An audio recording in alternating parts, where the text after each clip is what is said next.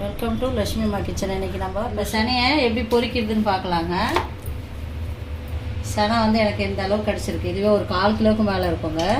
இந்த சனையை நம்ம எப்படி பொரிக்கிறதுன்னு பார்க்கலாம். குழம்புல போடலாம், நம்ம பொரிச்சு எடுக்கலாம். இந்த சனை பொரிக்கிறது ரொம்ப நல்லா இருக்குங்க. அது கிராமத்துலலாம் செய்வாங்க. அது எப்படின்னு பார்க்கலாம். சனை பொரிக்கிறதுக்கு அந்த சனையில் இருக்கிறதெல்லாம் இப்படி எடுத்துடணுங்க. இதெல்லாம் கொஞ்சம் கொஞ்சமாக இருக்கிறதெல்லாம் நம்ம பிச்சு முடிஞ்ச அளவுக்கு எடுத்துருங்க. இது மாதிரி முடிஞ்ச அளவுக்கு எடுத்துடலாம் எல்லாத்தையும். இது இருந்ததுன்னா அப்படியே இருக்குங்க, நார் மாதிரியே இருக்கும். வாயில் சனை சாப்பிடும்போது நமக்கு இது தெரியும், தட்டுப்படும் பாருங்க. இது மாதிரி இருக்கிறதெல்லாம் அங்கங்கே இருக்கும், அதெல்லாம் கொஞ்சம் அந்த பாருங்க. இது மாதிரி இருக்கிறதெல்லாம் எடுத்துருங்க. முடிஞ்ச அளவுக்கு வரும். நம்ம சனையை மட்டும் உருவிக்கலாம். நம்ம சனையை நல்லா கையில் கரைச்சி எடுக்கணுங்க. ஃபுல்லாக கரைக்கணும், கட்டி இல்லாமல் நம்ம நல்லா கரைக்கணும். கரைக்கும் போது இது மாதிரி கையிலலாம் வரும், அந்த திப்பி திப்பியாக அதெல்லாம் எடுத்து போட்டுடலாங்க. நல்லா கரைக்கணும். இது மாதிரி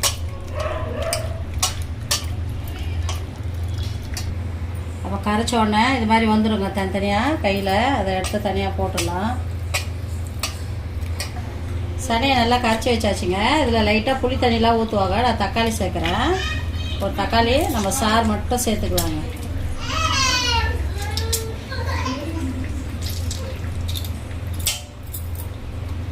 இது கூடவே தேவையான நீச்சி வாசனை அதிகமாக இருக்கும், மஞ்சத்தூள் அதிகமாக சேர்த்துக்குங்க. கொஞ்சமாக மிளகுத்தூள் சேர்க்குறேங்க. மிளகாத்தூள் தான் இதுக்கு, கொஞ்சமாக வாசனைக்காக மிளகுத்தூள். கொஞ்சமாக மிளகாத்தூள், காரம் கம்மியாக இருக்கும்.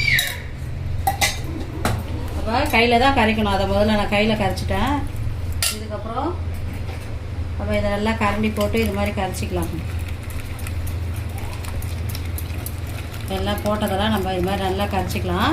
இது கூட கொஞ்சமாக நம்ம தண்ணி தெளிச்சிக்கலாங்க. கட்டியாக இருக்குது, இது நல்லா பொரிஞ்சு பாருங்க. கொஞ்சமாக, அவ்வளோதாங்க.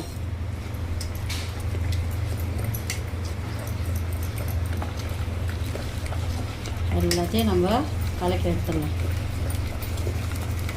கடாயை வச்சு ஒரு 50 கிராம் கல்லெண்ணெய் ஊற்றிருக்கேங்க. இதுக்கு கொஞ்சம் எண்ணெய் பிடிக்கும். கடுகு உளுத்தம் பருப்பு 1 ஸ்பூன் போட்டுருவாங்க. பொரிஞ்சால் நம்ம இதை அதில் ஊற்றி நல்லா பொரிச்சு எடுத்துட வேண்டியதாங்க.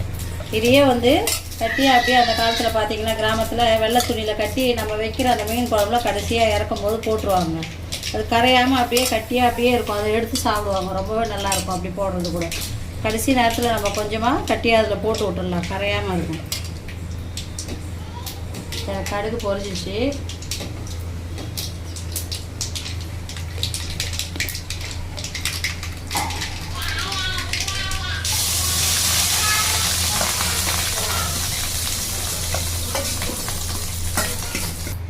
தேவையான உப்பு போட்டலாங்க.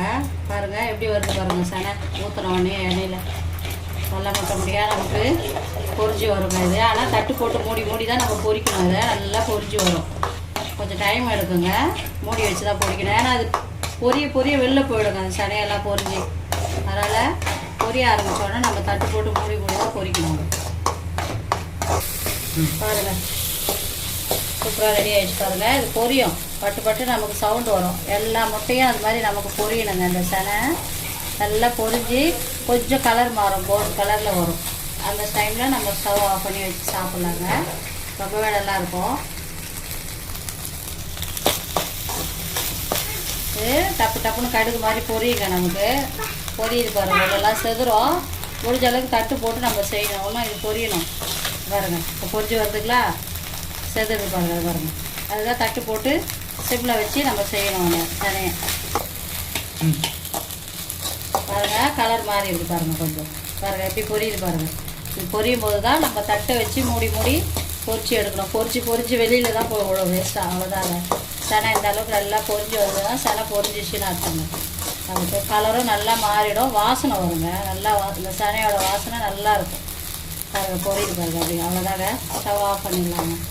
இது நம்ம பண்ண பொரிஞ்சிக்கிட்டே தாங்க இருக்கும். அந்த கலரு ஒரு ஸ்டேஜ் நமக்கு தெரியும். அவ்வளோதாங்க. கொத்தமல்லி போட்டு ஸ்டவ் ஆஃப் பண்ணிடலாங்க. சனை ரெடிங்க பாருங்கள். அந்த மீனில் கிடச்ச இந்த சனையை உங்களுக்கு நான் பொரிச்சு காமிச்சிருக்கேன். இதுவும் ரொம்ப நல்லா இருக்குங்க சாப்பிட. நீங்களும் இந்த மாதிரி குழந்தைங்களுக்கு செஞ்சு கொடுங்க. இந்த வீடியோ பிடிச்சிருந்தா லைக் பண்ணுங்கள், ஷேர் பண்ணுங்கள், கமெண்ட் பண்ணுங்கள். லட்சுமி அம்மா கிச்சனுக்கு மறக்காமல் சப்ஸ்கிரைப் பண்ணுங்கள். தேங்க்யூங்க.